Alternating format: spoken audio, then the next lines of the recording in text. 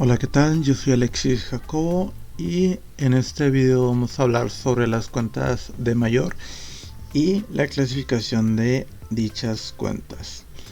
Y bueno, para empezar, primeramente en este video vamos a ver cómo es la estructura básica de una cuenta de mayor o una cuenta T, y posteriormente vamos a hablar de las diferentes clasificaciones que existen entre estas cuentas, las cuentas más importantes de cada tipo y también la naturaleza de cada tipo.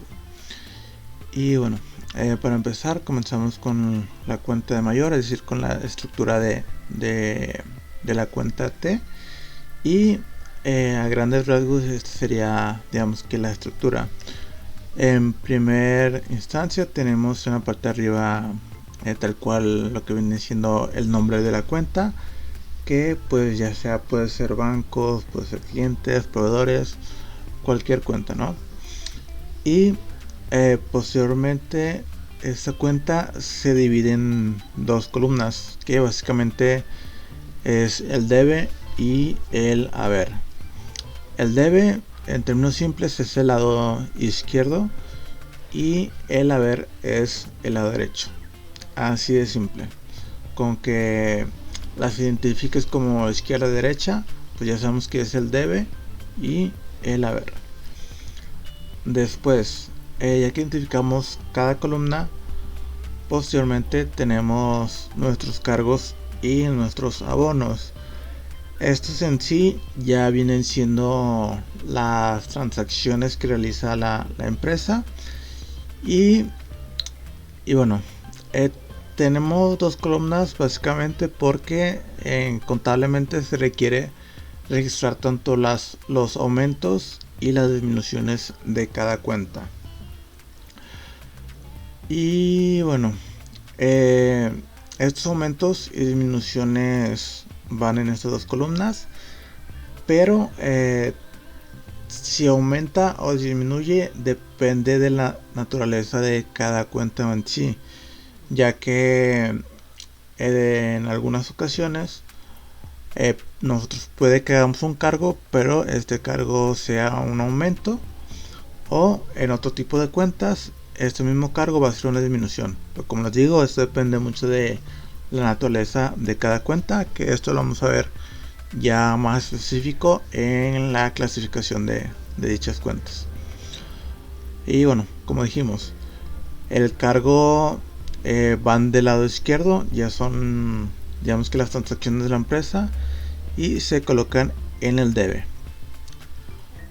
Y por el lado del haber tenemos lo que vendrían siendo los abonos, y se colocan en la parte derecha. Después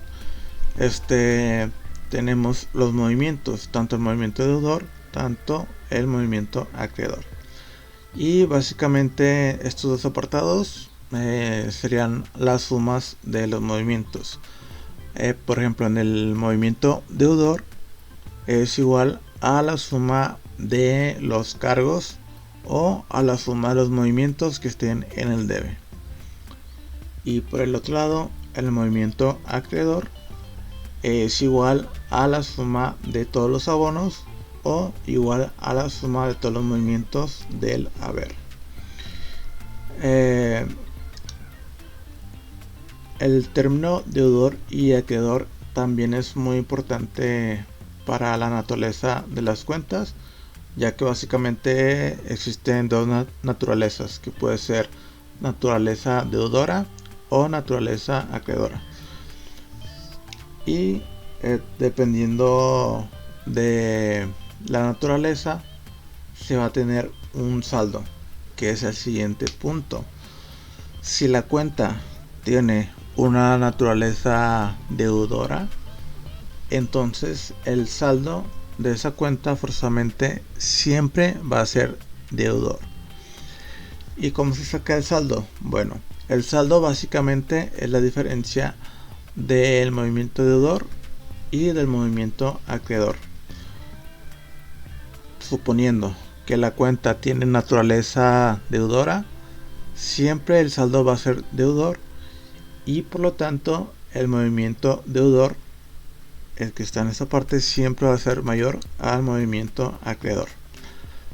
Si en dado caso la cuenta, como les comento, es naturaleza deudora, pero el movimiento mayor es el acreedor, entonces aquí ya hay un error y se tiene que corregir. Ahora, por el otro lado, cuando una cuenta es de naturaleza acreedora, entonces forzosamente va a tener un saldo acreedor y por lo tanto el movimiento acreedor va a ser mayor al movimiento deudor. Y bueno, esto es básicamente la estructura de una cuenta T o de una cuenta D mayor.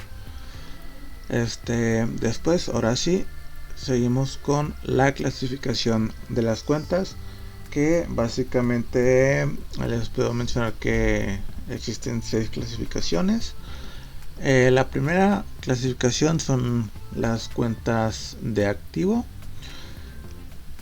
Después tenemos las cuentas complementarias de activos, que se podría decir que son las disminuciones a los activos. De igual manera ahorita les voy a explicar un poco más a detalle. La tercera clasificación son las cuentas de pasivo. La cuarta tenemos las cuentas de capital contable. Quinto tenemos las cuentas de resultado deudoras. Y las cuentas de resultado acreedoras serían la sexta clasificación.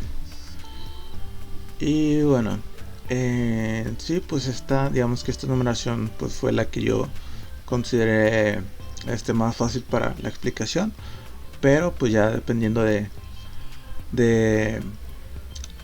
cada lugar donde las encuentres pueden estar en diferente orden. Y bueno, comenzamos con las cuentas de los activos. Primeramente, una definición, nos dice que es un recurso controlado por una entidad, el cual está identificado, cuantificado en términos monetarios, del que se esperan fundadamente beneficios económicos futuros. Y básicamente, pues los activos vienen siendo lo que la empresa tiene a su disposición para pues producir beneficios futuros, ¿no? Y dentro de estas principales cuentas de activos se encuentran bancos, caja, clientes, almacén o equipo de oficina. Y aquí tenemos la estructura de las cuentas de activo. Primeramente, la naturaleza de las cuentas de activo es de naturaleza deudora. Por lo tanto, el saldo siempre va a ser un saldo deudor. Y la característica de las cuentas con naturaleza deudora es que cuando dichas cuentas aumentan, se realiza un cargo o se carga. Y cuando dichas cuentas disminuyen, se dice que tenemos un abono o que se abona. Como ya expliqué anteriormente, esto en el haber. Después tenemos las cuentas complementarias de activo. Y una definición nos dice que tienen la característica de ir acumulando las disminuciones de es decir, del activo, ya sea por uso, riesgo, deterioro, etcétera. Y pues en términos simples, digamos que son cuentas que se utilizan más que nada para registrar las disminuciones de los activos. Y dentro de estas principales cuentas tenemos la depreciación acumulada, la amortización, y la estimación del cobro dudoso. Por ejemplo, aquí un ejemplo que podemos colocar es con una depreciación. Por ejemplo, nosotros tenemos la cuenta de activo de mobiliario y equipo. La cuenta complementaria de ese activo sería la depreciación acumulada del mobiliario y equipo, que como mencionaba, la depreciación en sí es un registro de la disminución, ya que como se está utilizando, con el paso del tiempo va perdiendo valor. Y al contrario que las cuentas de activo, las cuentas complementarias de activo son de naturaleza acreedora. Y como es de naturaleza acreedora, cuando dicha cuenta aumenta, se abona en el haber. Y en dado caso de que la cuenta complementaria de activo disminuya, entonces se realiza un cargo o se carga. Después tenemos las cuentas de pasivos. Y la definición nos menciona que es una obligación presente de una entidad identificada, cuantificada en términos monetarios, que representa una probable disminución de recursos económicos. Y pues básicamente aquí nos menciona que son las obligaciones con las que la empresa tiene que cumplir. Dentro de los pasivos, las principales cuentas que podemos ver, que podemos utilizar, son los proveedores, acreedores diversos, préstamos bancarios, impuestos por pagar o documentos por pagar. Y esta sería la estructura de una cuenta de pasivo. La naturaleza de estas cuentas también es acreedora y se dice que cuando aumenta su valor se abona en el haber y cuando disminuye su valor se carga en el debe. Después siguen las cuentas de capital contable, y el capital contable básicamente es el valor residual de los activos de la entidad una vez deducidos todos sus pasivos. Por lo anterior también se denomina como activos netos. Y bueno, como su nombre lo dice, es a los activos que nosotros tenemos le restamos nuestros pasivos y ya tenemos nuestro capital contable. Dentro del capital contable, las principales cuentas que se utilizan es el capital social, la reserva legal, las utilidades acumuladas, la utilidad del ejercicio o las aportaciones para futuros aumentos de capital. Y la estructura de las cuentas de capital contable es esta, tiene naturaleza acreedora, por lo tanto cuando tenemos una cuenta de capital contable y aumenta, pues aquí se abona en el haber, y si disminuye, entonces se carga. Ahora pasamos con las cuentas de resultado. Como les mencioné, hay dos cuentas de resultado. Primero vamos a comenzar con las deudoras. Y bueno, en sí las cuentas incluidas en este apartado son en las que se registran todos los costos y gastos.